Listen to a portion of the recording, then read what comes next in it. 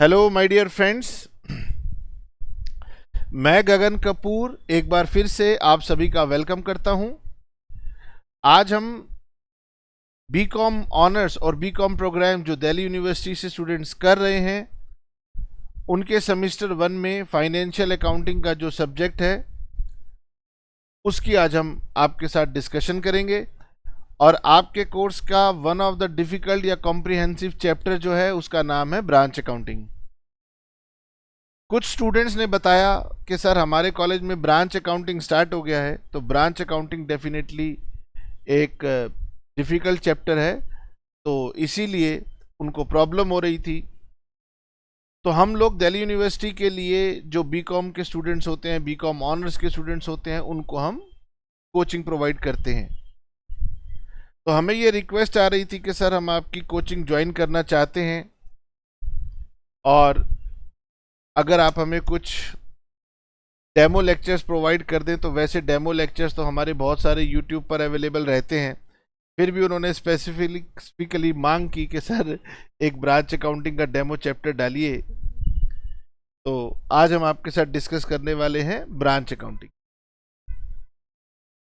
बेटे, branch accounting का आपके एग्जाम में डेफिनेटली क्वेश्चन आएगा, और अगर आपके कॉलेज में ये पहले स्टार्ट हो गया है तो आपको इस पर थोड़ा सा ध्यान देना पड़ेगा। ब्रांच अकाउंटिंग ये एक बहुत बड़ा चैप्टर है, लेकिन हमारे कोर्स में लिमिटेड होगा। तो मैं आपको बताता हूं सबसे पहले कि ब्रांच होता क्या है। हम बिजनेस की एक्सपेंशन जब करते हैं तो हमारे पास बिजनेस की एक्सपेंशन करने के दो ज़्यादा पॉपुलर मेथड्स हैं। एक मेथड ये होता है कि हम अपने बिजनेस को किसी दूसरी जगह पर अगर स्टार्ट कर दें तो हम उसे ब्रांच बोलते हैं। सिंपल लैंग्वेज में कहूं तो बिजनेस सेम है और लोकेशन डिफरेंट है तो उसे ब्रांच कहेंगे। अब आपने आजकल देखा होगा कि बहुत सारे रेस्टोरेंट्स हैं, उनकी जगह जगह यूनिट्स ओपन हो रही हैं, तो उनको हम ब्रांच बोलते हैं। एक बिजनेस अगर फेमस हो जाए और उसी बिजनेस को हम दूसरी लोकेशन पर करते हैं तो ब्रांच है। तो मैंने क्या कहा, business same, location different. Business same है और लोकेशन डिफरेंट है। एक दूसरा एक्सपेंशन का तरीका और होता है कि सर हमारे पास एक बड़ा स्पेस है, तो उसी स्पेस में हमने अपने उसी बिल्डिंग के अंदर, उसी सेम एरिया के अंदर हमने एक और नई लाइन ऑफ बिजनेस शुरू कर दी। जैसे कि सर हमारा गारमेंट का बिजनेस था, अब हमने उसी में ही साइड में शू का बिजनेस स्टार्ट कर दिया है। साथ में हमने जो है ना परफ्यूम का बिजनेस स्टार्ट कर दिया है। यानी अगर लोकेशन सेम है और बिजनेस आप दूसरा कर रहे हैं, new line of business add कर रहे हैं, तो उसको डिपार्टमेंट बोलते हैं। दोनों ही हमारे कोर्स में है, ब्रांच भी है, डिपार्टमेंट भी है। और अभी मैं आपके साथ बात कर रहा हूं ब्रांच की, और ब्रांच के लिए मैंने क्या कहा कि बिजनेस सेम है, लोकेशन डिफरेंट है। तो अगर हमारी एक मेन यूनिट है, मान लीजिए कमला नगर में है, और हमने उसी यूनिट को अशोक विहार में भी खोल दिया, पीतमपुरा में भी खोल दिया, किसी दूसरी स्टेट में ओपन कर दिया, तो वो ब्रांच है। नाउ अकाउंटिंग के पर्पस से हम ब्रांचेस को दो अलग अलग तरीके से डिफाइन करते हैं। एक हम बोलते हैं इनलैंड ब्रांचेस और एक हम बोलते हैं फॉरेन ब्रांचेस। ये मैं अकाउंटिंग के पॉइंट ऑफ व्यू से आपके साथ बात कर रहा हूं। इनलैंड ब्रांचेस क्या होती हैं? तो इनलैंड ब्रांचेस वो होती हैं जो सेम कंट्री में ऑपरेट करती हैं। इनलैंड यानी कि सेम कंट्री के अंदर जो हमारी ब्रांचेस हैं उन्हें हम अकाउंटिंग में बुलाते हैं इनलैंड ब्रांचेस। अब ऐसा भी हो सकता है कि हमारी ब्रांच फॉरेन कंट्रीज में हो। आप जाएंगे तो हल्दीराम के स्टोर में देखेंगे कि हल्दीराम के स्टोर में लिखा हुआ होता है कि हमारी और कौन कौन सी कंट्री में ब्रांचेस हैं, तो वो हैं फॉरेन ब्रांचेस। तो अकाउंटिंग में फॉरेन ब्रांचेस एक अलग तरीके से समझनी पड़ती है। क्यों? क्योंकि हमारी अकाउंटिंग का कंसेप्ट है money measurement concept. Money measurement कहता है कि सभी कुछ मनी के टर्म्स में मेजर होगा, और वो मनी एक ही करेंसी हो सकती है, अलग अलग तो नहीं हो सकती। तो अगर हमारा हेड ऑफिस इंडिया में है और हमारी ब्रांच फॉरेन कंट्रीज में है, तो हमें वो फॉरेन कंट्रीज का जो डेटा होगा उसे इंडियन करेंसी के अंदर डिफाइन करना पड़ेगा। तो वहाँ पर अकाउंटिंग की थोड़ी टेक्निकलिटी बढ़ जाती है। लकीली हमारे जो ग्रेजुएशन के एग्ज़ाम होते हैं उसमें फॉरेन ब्रांचेस हमारे कोर्स का पार्ट नहीं होता। तो ये हमने आपको बताया कि जब आप बुक पढ़ेंगे, कहीं से भी पढ़ेंगे, तो दो तरह की ब्रांचेस हैं, inland branches, foreign branches. Foreign branches हमारे सिलेबस का पार्ट नहीं है। अब हम इनलैंड ब्रांचेस की बात करते हैं, तो इनलैंड ब्रांचेस में भी ब्रांचेस दो तरीके की होती हैं, एक होती हैं डिपेंडेंट और एक होती हैं इंडिपेंडेंट। डिपेंडेंट ब्रांचेस वो हैं जहां पर ब्रांच के अकाउंट्स हेड ऑफिस मेंटेन करता है। मतलब छोटी ब्रांच है, छोटी ब्रांच है, वहां पर अभी नया बिजनेस स्टार्ट किया है, तो वहां पर हम इतना सारा खर्चा नहीं कर सकते, हम अपना अकाउंट्स डिपार्टमेंट भी वहां पर नहीं बैठा सकते। तो वहां पर एक पीओएस मशीन लगा दी जाती है, एक कंप्यूटर मशीन लगा दी जाती है, जहां से केवल बिलिंग की जाती है, बाकी जो अकाउंटिंग का टास्क होता है वो हेड ऑफिस अपने पास देख लेता है। उसे बोलते हैं डिपेंडेंट ब्रांचेस। दूसरी होती हैं इंडिपेंडेंट ब्रांचेस। इंडिपेंडेंट ब्रांचेस का मतलब है कि बड़ी ब्रांच है, बड़ी ब्रांच है तो फिर उसको कोई प्रॉब्लम नहीं है, वो अपनी अकाउंटिंग भी खुद से मेंटेन कर सकते हैं। तो वहां पर नॉर्मल कंसेप्ट लगता है, जो नॉर्मल अकाउंटिंग के रूल्स होते हैं वही लगते हैं। तो हमारे एग्जाम के अंदर बेसिकली जो कोर्स में कवर होता है वो होता है डिपेंडेंट ब्रांचेस। अब आप कहोगे कि सर डिपेंडेंट ब्रांचेस हमारे कोर्स में है, इंडिपेंडेंट नहीं है, तो आपने सुना नहीं। मैंने कहा इंडिपेंडेंट ब्रांच अपनी अकाउंटिंग नॉर्मल तरीके से मेंटेन कर सकती है, उसमें कोई खास बड़ी बात नहीं होती।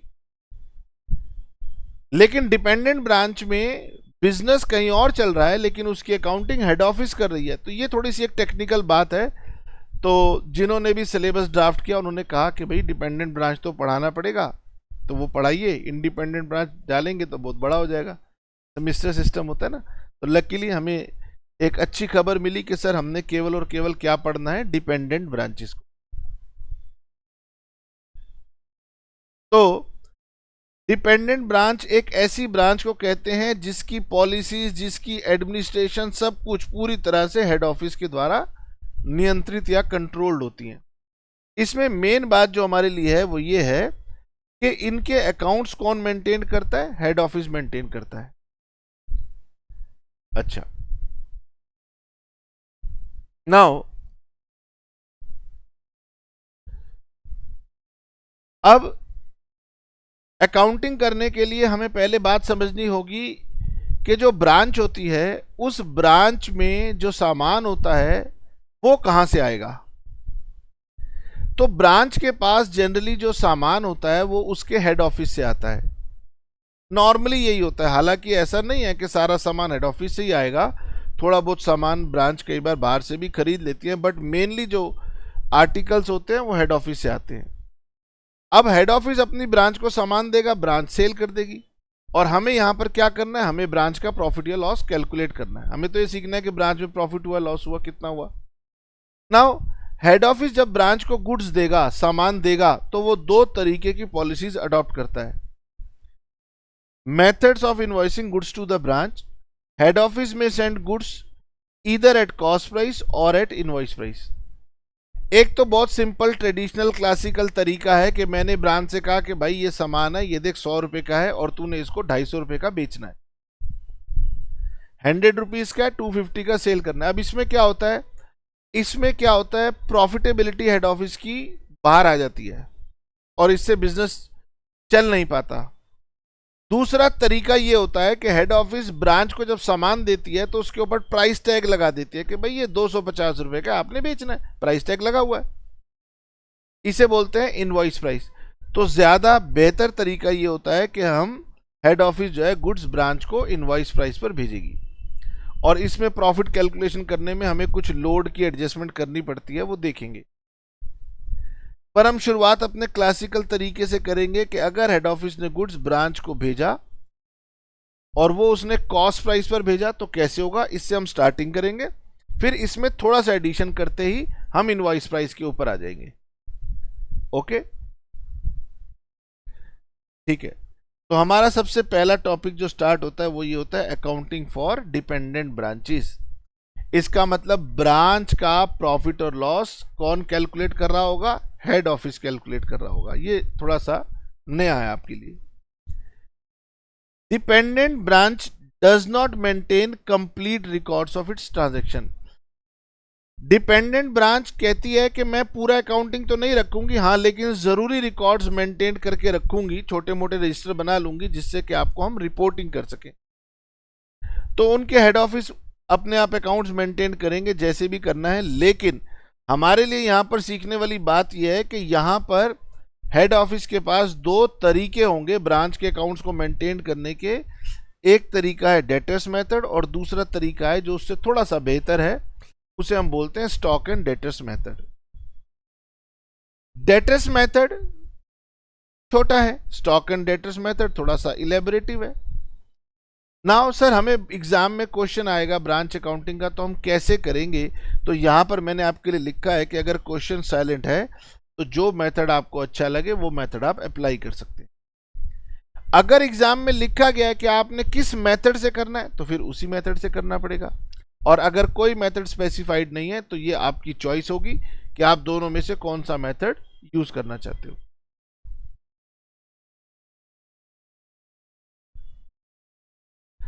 सबसे पहले हम बात करेंगे किसकी? डेटर्स मेथड की।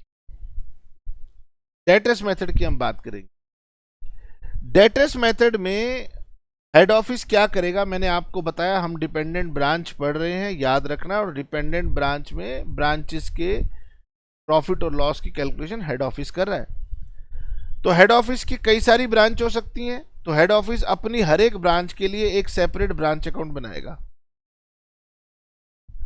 और ये ब्रांच अकाउंट बिल्कुल वैसे ही बनेगा जैसे कि कोई व्यक्ति अपने किसी कस्टमर का या डेटर का अकाउंट बनाता है। हाँ लेकिन देखने में थोड़ा सा अलग दिखेगा, बट प्रिंसिपल वही होंगे।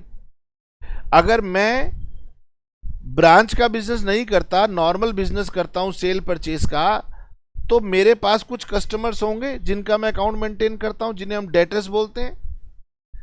उन डेटर्स का जब मैं अकाउंट मेंटेन करता हूं तो मैं रूल्स अप्लाई करता हूं पर्सनल अकाउंट के। उसी प्रिंसिपल पर हम ब्रांच अकाउंट बनाएंगे। तो आप मेरे साथ शुरुआत में थोड़ा समझने में थोड़ा सा टाइम लगेगा, एडजस्ट करने में, और फिर आप कुछ क्वेश्चंस करने के बाद खुद ही इस बात को जब अच्छे से समझ जाओगे कि सर ब्रांच अकाउंट को हम उसी प्रिंसिपल से मेंटेन कर रहे हैं जिस तरीके से हम बाकी पर्सनल अकाउंट्स को मेंटेन करते हैं, तो आपको जो प्रोफिशिएंसी अपने आप आ जाएगी। तो हमने लिखा कि डेटर्स मेथड में हेड ऑफिस प्रिपेयर करेगा एक सेपरेट ब्रांच अकाउंट अपनी हर ब्रांच के लिए, और ब्रांच अकाउंट हमारे लिए एक पर्सनल अकाउंट की तरह होगा। तो जब भी आपको कोई ट्रांजैक्शन समझने में दिक्कत आए तो आपने पर्सनल अकाउंट के रूल लगाने हैं, debit the receiver, credit the giver. कुछ बच्चों को लगता है कि सर हम ब्रांच अकाउंट क्यों बना रहे हैं? क्योंकि हम प्रॉफिट एंड लॉस कैलकुलेट कर रहे हैं। तो प्रॉफिट एंड लॉस जिस अकाउंट में आ जाए उसको हम नॉमिनल अकाउंट बोलते हैं। तो बेसिकली इसमें इनडायरेक्टली प्रॉफिट आता है, और इसे बनाया पर्सनल अकाउंट के रूल से ही जाएगा। अब सर ब्रांच अकाउंट जो बनेगा वो या तो कॉस्ट प्राइस पर बनेगा या फिर वो इनवॉइस प्राइस पर बनेगा, और ये डिपेंड करेगा कि जैसे हेड ऑफिस ने गुड्स ब्रांच को भेजे होंगे उसी हिसाब से हमें ब्रांच अकाउंट मेंटेन करना होगा। अच्छा, मैंने अभी पीछे आपको बताया था कि हेड ऑफिस हो सकता है गुड्स ब्रांच को कॉस्ट के ऊपर भेजे, तो हम कॉस्ट के ऊपर ब्रांच अकाउंट को बनाएंगे। अगर हमारा हेड ऑफिस ब्रांच को गुड्स इनवॉइस प्राइस पे भेज रहा है तो उस केस में हम एक लोडिंग की एक्स्ट्रा एडजस्टमेंट किया करेंगे। इतना सा फर्क होगा। ये बात भी हमने नीचे लिख दी कि अगर गुड्स इनवॉइस प्राइस पर सेंड किए जाते हैं तो हमें लोडिंग की एडजस्टमेंट करनी पड़ती है। अब एग्जामिनर इतना दयालु नहीं होता कि वो इतना सिंपल क्वेश्चन दे दे। नो डाउट हम स्टार्टिंग में स्टेप बाय स्टेप चलेंगे, तो शुरुआत में हम ऐसे सिंपल क्वेश्चन करेंगे जहां पर सारी इंफॉर्मेशन अवेलेबल है, उठाई, ब्रांच अकाउंट बनाया, प्रॉफिट एंड लॉस निकाला, बात खत्म। पर एग्जामिनर कह रहा है कि गगन ऐसे मजा नहीं आता, ऐसे पता नहीं चलता कि बच्चे कितने प्रोफिशिएंट हैं, कितनी मेहनत करते हैं। तो वो क्या करते हैं, वो क्वेश्चन में से, डेटा में से कोई ना कोई एक या दो फिगर गायब करेंगे। तो जब हम क्वेश्चन पढ़ेंगे हमें नहीं पता कौन सी इंफॉर्मेशन मिसिंग मिलेगी, तो हमने भी एक हैबिट डाल ली है कि हाँ, हम जब भी ब्रांच अकाउंट बनाएंगे जो कि हमारा मेन पार्ट है, उसके साथ साथ हम वर्किंग नोट भी बनाएंगे, और उस वर्किंग नोट को बनाने का पर्पस ये होगा कि जो इनकम्प्लीट डाटा या जो इंफॉर्मेशन क्वेश्चन हमसे हाइड कर रहा है वो हम ढूंढ लेंगे। तो हमारे जब हम एग्जामिनेशन क्वेश्चन सीखने लगेंगे तो हम मेन एक आंसर में बनाएंगे ब्रांच अकाउंट, और फिर वर्किंग नोट्स में हम लोग कुछ अकाउंट बनाया करेंगे, जैसे कि memorandum branch stock, memorandum branch debtors, memorandum branch asset. क्योंकि वर्किंग नोट में ये रफ में बन रहे हैं इसलिए इसके आगे मेमोरेंडम लगा दिया जाता है। ये हमारा फुल लर्निंग का स्कोप है। ठीक है, कोई जल्दबाजी की बात नहीं है, आराम से आप मेरी बात समझ पाए, इसीलिए आराम आराम से। ठीक है, मैंने आपसे कहा कि जब भी हम अपने बिजनेस को एक्सपेंड करेंगे तो रूल कहता है अगर सेम बिजनेस हम किसी डिफरेंट लोकेशन पे करेंगे तो वो मेरी ब्रांच कहलाएगी। ठीक है, फिर मैंने आपसे कहा ब्रांचेस इंडिया, अगर मेरा बिजनेस इंडिया में मेन बिजनेस है तो मेरी ब्रांचेस अगर इंडिया में ही खुली हुई हैं तो हम उन्हें बोलते हैं इनलैंड ब्रांचेस, फॉरेन में खुली हैं तो कहते हैं फॉरेन ब्रांचेस। फिर मैंने आपको बताया कि इनलैंड ब्रांचेस में अकाउंटिंग करने के हमारे पास दो मेथड हैं। हम ये देखते हैं कि हमारी ब्रांच डिपेंडेंट है तो फिर उसकी अकाउंटिंग हेड ऑफिस को करनी पड़ेगी, और अगर वो इंडिपेंडेंट है तो वो अपनी अकाउंटिंग खुद मेंटेन करेगी। हमारे कोर्स के अंदर डिपेंडेंट ब्रांच है। डिपेंडेंट ब्रांच मतलब हम जो क्वेश्चन करेंगे बिजनेस ब्रांच कर रही है लेकिन उसका अकाउंट हेड ऑफिस ने मेंटेन करना है और प्रॉफिट लॉस हेड ऑफिस ने कैलकुलेट करना है। इसके लिए दो मेथड होते हैं, डेटर्स मेथड और स्टॉक एंड डेटर्स मेथड। पर इसमें क्या है, थियोरिटिकली कहें तो दो तरह से कंसेप्ट होते हैं कि गुड्स कॉस्ट पे जाएंगे या इनवॉइस पे जाएंगे। एग्जाम में हमेशा इनवॉइस का क्वेश्चन आएगा। अब आप कहोगे तो सीधा इनवॉइस से शुरू करें, तो हमने कहा क्यों भाई, जब ट्रांजिशन स्मूथली हो सकती है तो पहले हम कॉस्ट पे करेंगे और फिर उसमें एक एक्स्ट्रा एडजस्टमेंट कर देंगे तो इनवॉइस प्राइस हो जाएगी, तो हमारे दोनों पर्पस इजीली सॉल्व हो जाएंगे। हमारे मेन आंसर में हमें ब्रांच अकाउंट बनाना आपको सिखाना है, how to prepare branch account. वो बड़ा आसान काम है, कोई दिक्कत नहीं है, आज ही सिखा देंगे। पर समस्या ये है कि सर क्वेश्चन में एग्जामिनर हमसे जो है नॉलेज चेक करने के लिए कुछ ना कुछ शैतानी करेगा, तो वो कोई इन्फॉर्मेशन मिसिंग कर देगा, तो हम वर्किंग नोट बनाएंगे। वर्किंग नोट जब भी बनाएंगे उसके आगे मेमोरेंडम लिख देंगे। ठीक है सर, आइए अब मेरे साथ साथ शुरू करते हैं और मैं आपको बताता हूं कैसे ब्रांच अकाउंट बनाना है। तो सबसे पहले मैंने हेडिंग डाली डेटर्स मेथड। आपको रिकॉल करवाने के लिए ऊपर उन्होंने लिख दिया in the books of head office. Dependent branch तभी है जब उसकी अकाउंटिंग कौन कर रहा है, हेड ऑफिस। अब डेटर्स मेथड के अंदर हेड ऑफिस क्या करता है, हर एक ब्रांच के लिए एक अलग से ब्रांच अकाउंट मेंटेन करता है। आपने बनाना है ब्रांच अकाउंट।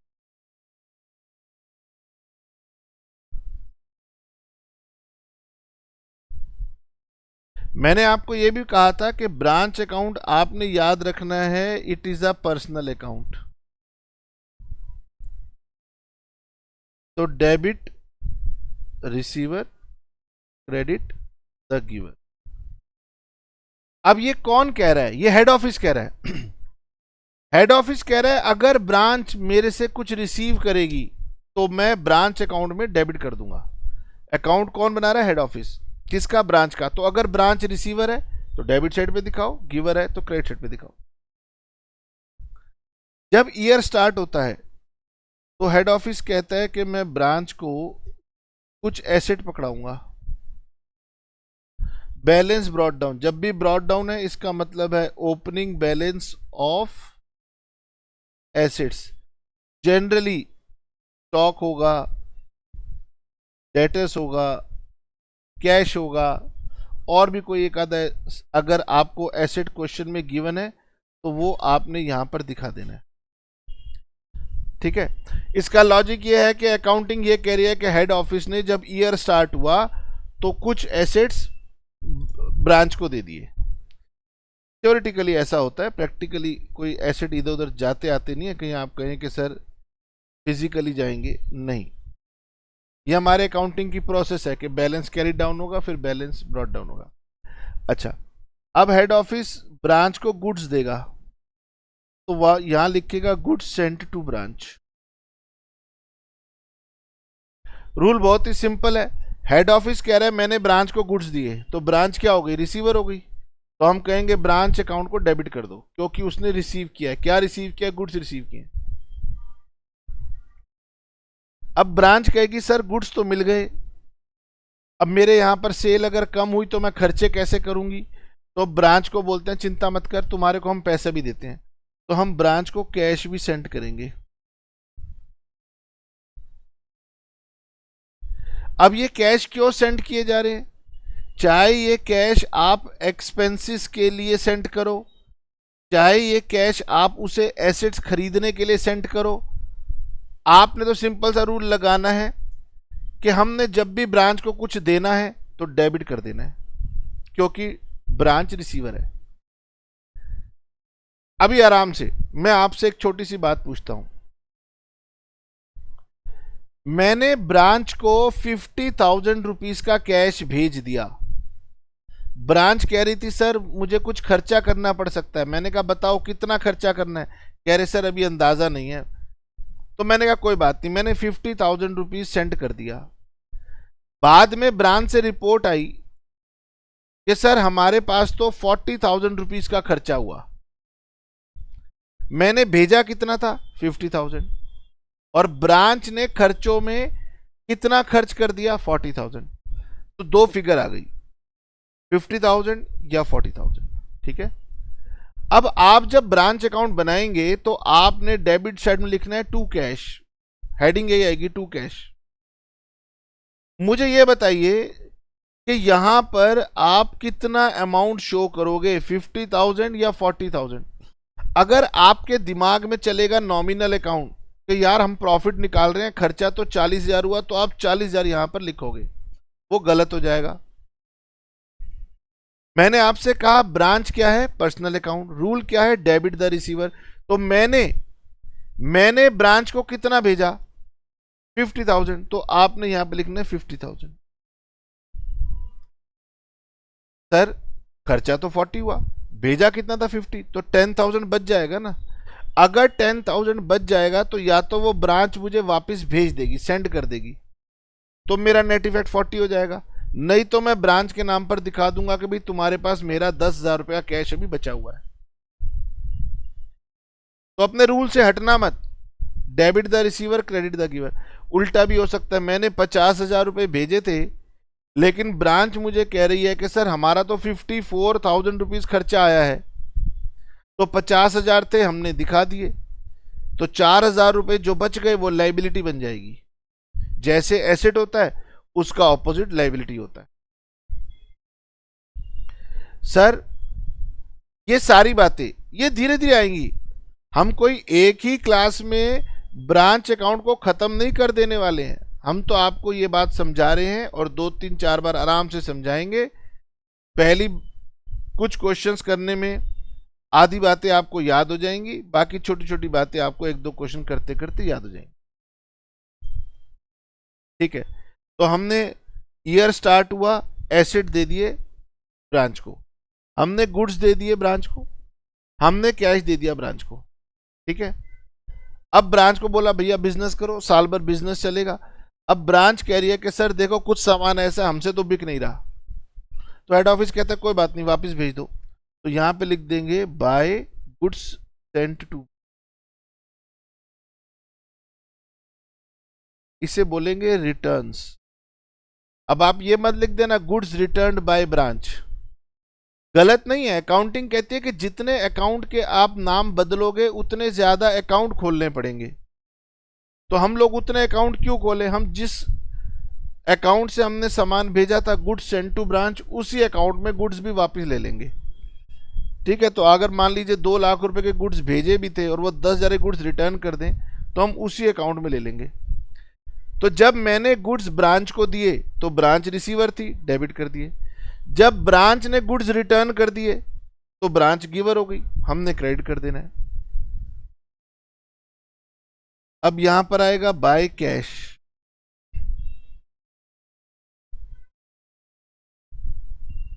रेमिटेंस लिखो या रेमिटेड लिखो, ब्रांच के पास जब भी कोई पैसे आएंगे तो हमने ब्रांच से कहना है कि भैया ये पैसे आप हमें वापस भेज दीजिए। अब ये कैश रेमिटेंस अक्सर क्वेश्चन के अंदर गिवन नहीं होता। जब भी क्वेश्चन आएगा, क्वेश्चन आपको नहीं बताएगा कि ब्रांच ने हेड ऑफिस को कितना कैश भेजा था, ये हमें कैलकुलेट करना पड़ेगा। तो मेरे पास दो तरीके होंगे, या तो मैं इसके लिए वर्किंग नोट में जाकर के कैश अकाउंट बनाऊं। तो एक तरीका तो ये है कि सर वर्किंग नोट में कैश अकाउंट बना लो, लेकिन अगर सिंपल सिचुएशन होती है तो हम उसे यहीं पर कैलकुलेट कर लेते हैं, लेकिन अगर कॉम्प्लेक्स सिचुएशन आएगी तो हम अकाउंट बना लेंगे।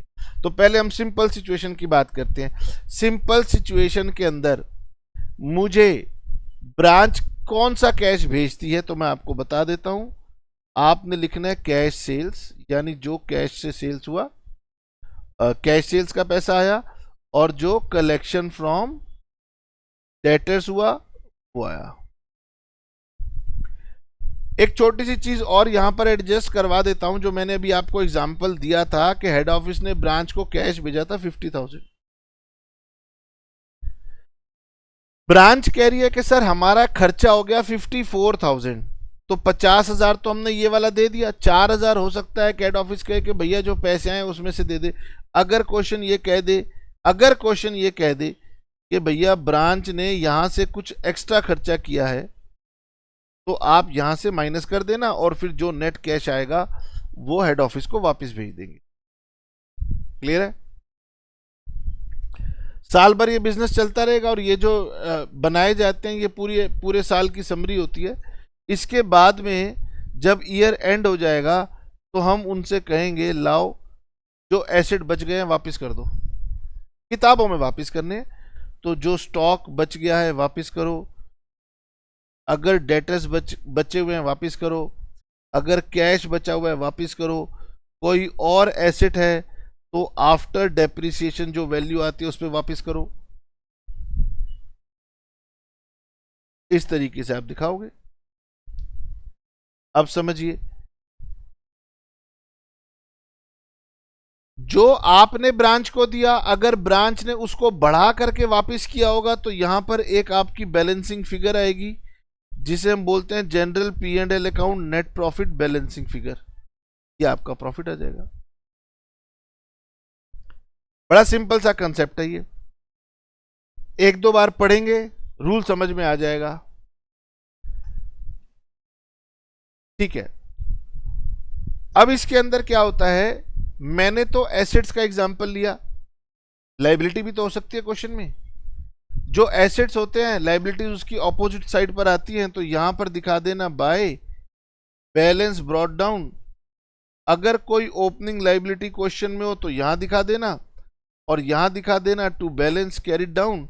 अगर कोई क्लोजिंग लायबिलिटी क्वेश्चन में दिखे तो यहां दिखा देना। तो सबसे पहला काम है हमने ब्रांच अकाउंट को सीखना है, और ब्रांच अकाउंट को सीखने का आपको याद करना पड़ेगा क्योंकि आप पहली बार बना रहे हो। लेकिन इसका जो रूल है वो बड़ा ही सिंपल है। वो रूल ये कहता है ब्रांच अगर रिसीवर है ट्रांजैक्शन में तो डेबिट कर दो, और अगर ब्रांच गिवर है तो क्रेडिट कर दो। सर मुझे ये बताओ, क्या क्वेश्चन के अंदर बस इतना सा ही इंफॉर्मेशन होगी? मैंने आपसे कहा था नहीं, क्वेश्चन में कुछ इंफॉर्मेशन मिसिंग होती है जिसके लिए हमें वर्किंग नोट बनाने पड़ते हैं, और वर्किंग नोट बनाने के लिए कुछ एक्स्ट्रा और डाटा की जरूरत पड़ती है। तो हमें क्वेश्चन के अंदर बहुत सारी और भी इंफॉर्मेशन मिलेगी जो हमने ब्रांच अकाउंट में नहीं दिखाई, और वो इंफॉर्मेशन क्या हो सकती है? जैसे क्रेडिट सेल्स, ब्रांच ने क्रेडिट सेल करी, क्या मैंने दिखाया? नहीं दिखाया। सर ब्रांच ने अपने कस्टमर्स को डिस्काउंट दे दिया, ब्रांच का कोई कस्टमर बैड डेट हो गया, क्या मैंने इसमें दिखाया? मैंने कहीं नहीं दिखाया। सर मेरे एसेट्स के ऊपर डेप्रिसिएशन लगा तो मैंने कहीं दिखाया? मैंने कहीं नहीं दिखाया। और यही बातें तो आपको दो चार बार करने से एडजस्ट होंगी कि जब हम ब्रांच अकाउंट बनाएंगे तो केवल हम सिंपल रूल फॉलो करेंगे, debit the receiver credit the giver. यानी हेड ऑफिस ने जो ब्रांच को दिया और जो ब्रांच ने हेड ऑफिस को दिया, केवल वही जानकारी ब्रांच अकाउंट में आती है। इसके सिवाय क्वेश्चन में बहुत कुछ दिया हुआ होता है, वो मेरे वर्किंग नोट के काम आता है। और अगर आपने वाकई में लर्निंग सीखनी है तो स्टेप बाय स्टेप आपको चीजें समझनी होंगी। तो मैंने आपको क्या बताया कि ब्रांच अकाउंट में केवल हेड ऑफिस और ब्रांच के बीच की जो भी ट्रांजैक्शंस होती हैं वो आएंगी। दी होंगी तो ठीक है, नहीं दी होंगी तो निकालनी पड़ेंगी। यानी जब हेड ऑफिस ब्रांच को कुछ देगा तो डेबिट करना, और जब आपकी ब्रांच हेड ऑफिस को कुछ भी देगी तो क्रेडिट करना। अब सर आप जरा मुझे इसका फॉर्मेट दिखाइए। तो ये हमारे नोट्स हैं, आपके पास जो भी बुक होगी उसको बाद में खोल के पढ़ते रहना, यहां पर ध्यान दीजिए। ये है इसका प्रॉपर फॉर्मेटिंग। दोबारा समझ लेते हैं। ये ब्रांच अकाउंट है। जितने भी एसेट क्वेश्चन में दिए होंगे पहले वो हम ब्रांच को देंगे, डेबिट। हम ब्रांच को गुड्स देंगे, डेबिट। हम ब्रांच को पैसे देंगे, डेबिट। अब वो पैसे खर्चे के हिसाब से दिए जाएं तो भी ठीक है, रखने के लिए दिए जाएं तो भी ठीक है। ये जो मैंने रेड में लिखा है अभी इसको भूल जाओ। उसके बाद आपने गुड्स दे दिए और आपने पैसे भी दे दिए, ये आपने डेबिट कर दिया। उसके बाद जो ब्रांच आपको पैसे भेजेगी वो आपने क्रेडिट कर देना है। जनरली हम इसको अकाउंट में ही कैलकुलेट कर लेते हैं, लेकिन अगर ज़्यादा दिक्कत होगी तो हम इसके लिए वर्किंग नोट बना लेते हैं। तो ये ज़्यादातर क्या आता है, कैश सेल्स का पैसा, कलेक्शन फ्रॉम डेटर्स का पैसा, वो ले लीजिए। और अगर कोई खर्चा आपको करना पड़ गया इसमें से, क्वेश्चन कह रहा है, तो माइनस कर दीजिए। अगर ब्रांच ने कुछ गुड्स रिटर्न कर दिए तो क्रेडिट कर दीजिए, और क्लोजिंग बैलेंसेस यहां पर दिखा दीजिए। That is the simple format. अगर क्वेश्चन में लायबिलिटी है तो सिंपल सा है, एसेट्स के सामने में लायबिलिटी आ जाती है। जब आप इसका टोटल करेंगे जो डिफरेंस आएगा वो आपका नेट प्रॉफिट बन जाएगा। तो यहां पर आपने ये सिंपल सा मेथड फॉलो करना है। मैंने इसके लिए एक सिंपल सा रूल आपको बताया है कि हेड ऑफिस और ब्रांच के बीच की ट्रांजैक्शंस यहाँ आएंगी। कुछ अदर ट्रांजैक्शंस होती हैं जो क्वेश्चन में गिवन होती हैं किसी और पर्पस से, वो ब्रांच अकाउंट में अपनी जगह नहीं बनाएंगी, जिसमें हमारी क्रेडिट सेल्स आएगी, जिसमें हमारी क्रेडिट सेल्स की रिटर्न्स आएगी, जिसमें हमारा डिस्काउंट बैड डेट्स आएगा, जिसमें हमारा डेप्रिसिएशन आएगा। तो इस तरह की कुछ इंफॉर्मेशन है। गुड्स लॉस्ट हो गए, अब आपको लगेगा कि सर इनके बिना तो प्रॉफिट निकलता नहीं है, तो ये इसमें ऑटोमेटिकली एडजस्ट हो जाती हैं, डायरेक्टली उनको दिखाने की जरूरत नहीं पड़ती। अगर आप दिखाओगे तो उसका डबल इफेक्ट आ जाएगा। अब हम चलते हैं और इस पर हम ये सारी बातें जो आपको दिखाई दे रही है ना, ये सारी बातें अब हम बाद में इसको करेंगे, मैं छोड़ नहीं रहा हूं। मैं केवल आपकी लर्निंग को स्मूथ बनाने के लिए स्टेप बाय स्टेप आपको चीज़ें सिखाने के लिए कोशिश कर रहा हूँ। तो जितनी चीज़ें मैंने आपको सिखाई हैं उनसे आप सबसे पहले ब्रांच अकाउंट का फॉर्मेट अपने माइंड में सेट करेंगे। इसके लिए हमने एक क्वेश्चन लिया है आपको समझाने के लिए। Bombay traders invoice goods to its Delhi branch at cost. यहां पर देखिए, हमने जानबूझ के सबसे पहला क्वेश्चन एट कॉस्ट लिया है ताकि हमारे को इनवॉइस प्राइस और उसकी लोडिंग की इस कॉम्प्लिकेशन को हम बाद में ला सकें। Head office paid all the branch expenses from its bank account. वो कह रहे हैं गगन जितने भी खर्चे होंगे हेड ऑफिस दे देगा, यानी कलेक्शन में से आपको इस क्वेश्चन में कुछ भी माइनस नहीं करना पड़ेगा। तो head office paid all the branch expenses from its bank account.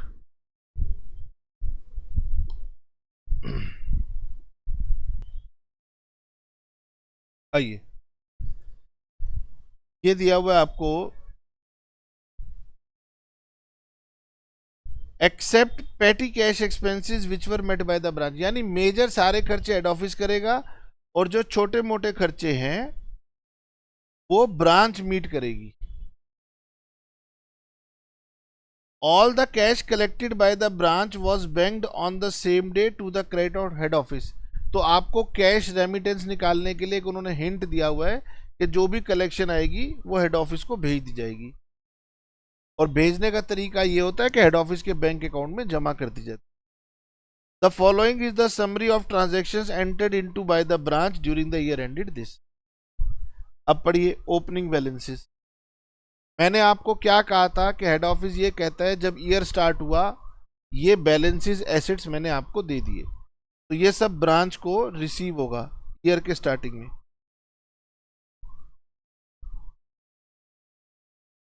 फिर है goods sent from head office, तो गुड्स सेंट टू ब्रांच, ये ब्रांच अकाउंट में डेबिट होगा। Goods return to head office, अब ये ब्रांच हमें वापस कर रही है तो ये क्रेडिट होगा।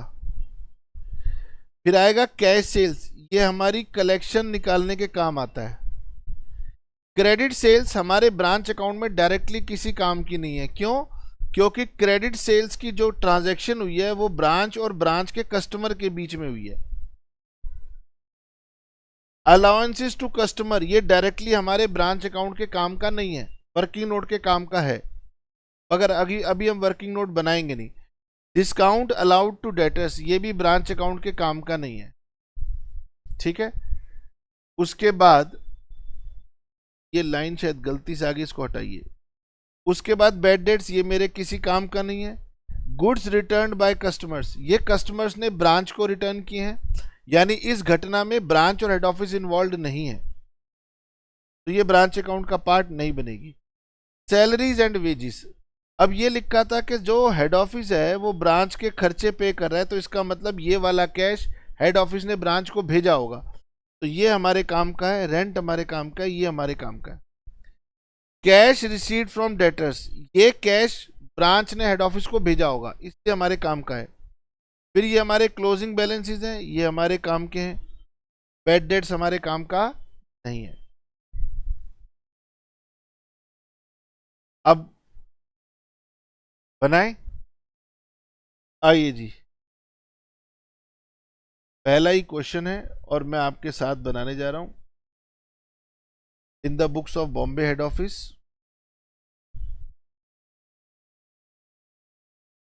In the books of Bombay head office, Delhi branch account for the year ended, जो भी क्वेश्चन में दिया होगा,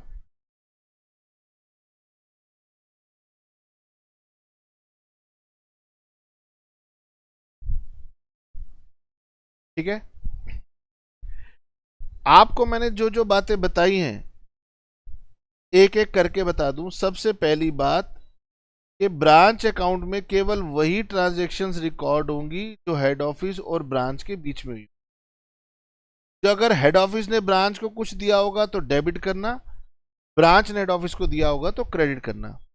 कुछ ट्रांजैक्शन ऐसी होंगी जो ब्रांच और उनके कस्टमर्स के बीच में हुई हैं, उनको हम ब्रांच अकाउंट में नहीं दिखाते, वो हमारे वर्किंग नोट का पार्ट बन जाता। पर कुछ ट्रांजैक्शन उनमें से ऐसी हैं जो आगे चल के हेड ऑफिस और ब्रांच का पार्ट बन जाती है, जो कि हमारे काम का हो जाएगा, जैसे कि collection from debtors. Collection from debtors first instance में कस्टमर और ब्रांच के बीच में हुआ है, पर सेकंड इंस्टेंस में हेड ऑफिस ने कह रखा था तुम्हारे पास जो कैश है मुझे दे देना, तो वो ट्रांजैक्शन ऑटोमेटिकली इंडिकेट कर रही है कि वो हेड ऑफिस और ब्रांच के बीच में हो गई।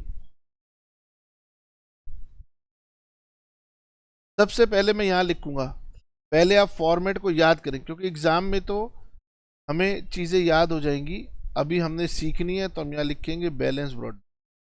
हर क्वेश्चन के अंदर आपको स्टॉक मिलेगा, डेटर्स मिलेगा और कैश मिलेगा, ये तीन चीजें हर क्वेश्चन में मिलेंगी। इसके बियॉन्ड हो सकता है कोई एसेट मिल जाए, कुछ और मिल जाए, तो एक या दो लाइन छोड़ देते हैं। फिर यहां लिखा जाता है गुड्स सेंट टू ब्रांच, फिर यहां लिखा जाता है टू बैंक,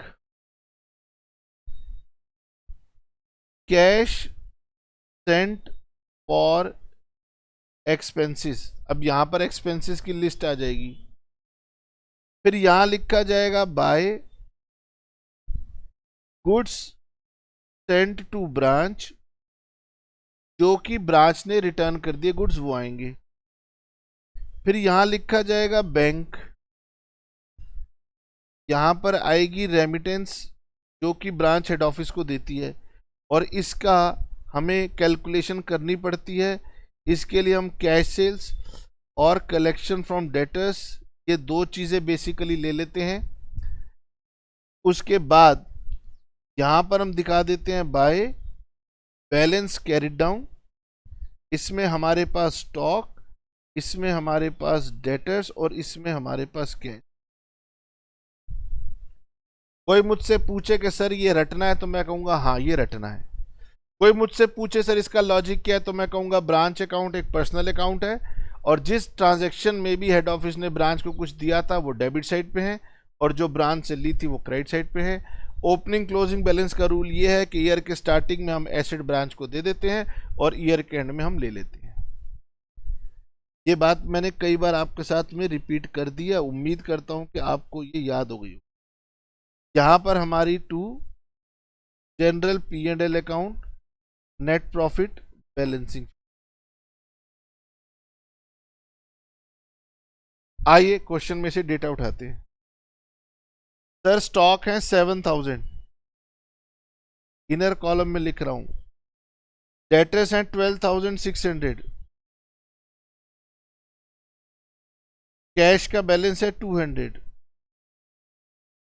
ये हो गया 800 और 90,800। Goods send to branch 26,000, goods returned 1000, cash sales 17,500, credit sales हमारे डायरेक्टली किसी काम की नहीं, अलाउंसेस टू कस्टमर किसी काम की नहीं, डिस्काउंट टू कस्टमर किसी काम का नहीं है, बैड डेट्स किसी काम का नहीं है, गुड्स रिटर्न बाय कस्टमर किसी काम का नहीं है। उसके बाद एक्सपेंसेस की लिस्ट है, सैलरीज एंड वेजेस 6200, तो थोड़ा सा मैं नीचे उतार लेता हूँ।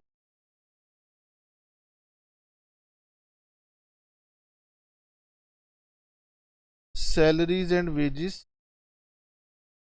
200, rent 1200, sundry expenses 800, rent 1200, sundry expenses 800, cash receipt from debtors 28,500, stock 6500, debtors 9800, stock 6500, debtors 9800, petty cash का बैलेंस है 100।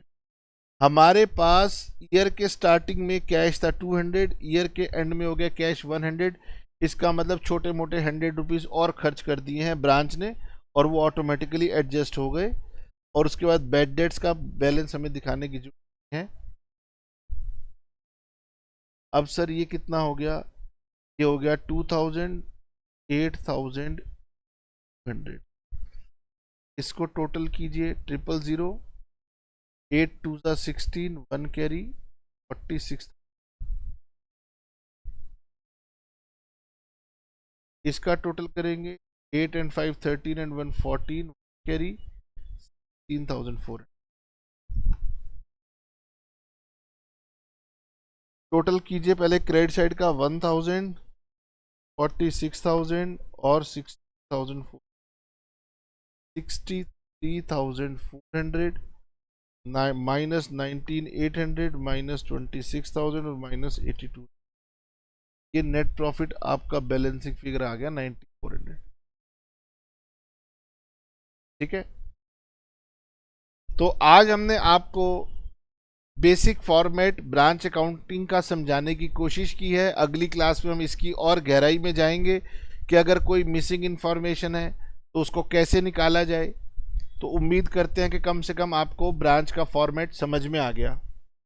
फिर उसके बाद हम अगली गहराई में जाएंगे कि सर अगर हेड ऑफिस गुड्स ब्रांच को इनवॉइस पर भेज रहा है तो कैसे करेंगे, और फिर हम 90% तक चीज़ें सीख जाएंगे। फिर हम सीखेंगे कोई उल्ट जुलूल ट्रांजैक्शन एग्ज़ाम में आ जाए तो उसे कैसे हैंडल करना है अपने कंसेप्ट के अकॉर्डिंगली। तो 3 से 4 क्लास हमारी मिनिमम लगती ही लगती हैं जिसमें कि हम आपको डेटर्स मेथड सिखा पाते हैं। अब आपके पास जो भी बुक है वहां से आप ब्रांच अकाउंट का फॉर्मेट पढ़िए, कोई सिंपल क्वेश्चन आपकी बुक में दिया हुआ होगा वो कीजिए। इसीलिए मैंने आपको बुक का क्वेश्चन ना करवा के अपना असाइनमेंट से क्वेश्चन करवा दिया था। सो दैट आप कुछ प्रैक्टिस कर पाएँ। और अब हम ये उम्मीद करेंगे कि हमारी वीडियो अगर आपको अच्छी लगी हो, नॉलेजेबल लगी हो, इंफॉर्मेटिव लगी हो, तो आप अपने कॉलेज के ग्रुप में इसको शेयर कर देंगे। ठीक है ना? तो मिलते हैं नेक्स्ट क्लास में, और फिर हम इसके बाद अपनी लर्निंग को आगे बढ़ाएंगे। वीडियो को आगे ज़रूर शेयर कर दीजिएगा। अगर आपको कोचिंग की रिक्वायरमेंट हो तो हमारा नंबर स्क्रीन के ऊपर है, हमसे संपर्क कर लीजिएगा। और नहीं तो अगर आपने कई सुनी बातों से अपना करियर रिस्क पे डालना है तो बहुत सारे यूट्यूब पर अदर भी वीडियोस मिलेंगे। चलिए मिलते हैं नेक्स्ट क्लास में। Tata bye bye, see you.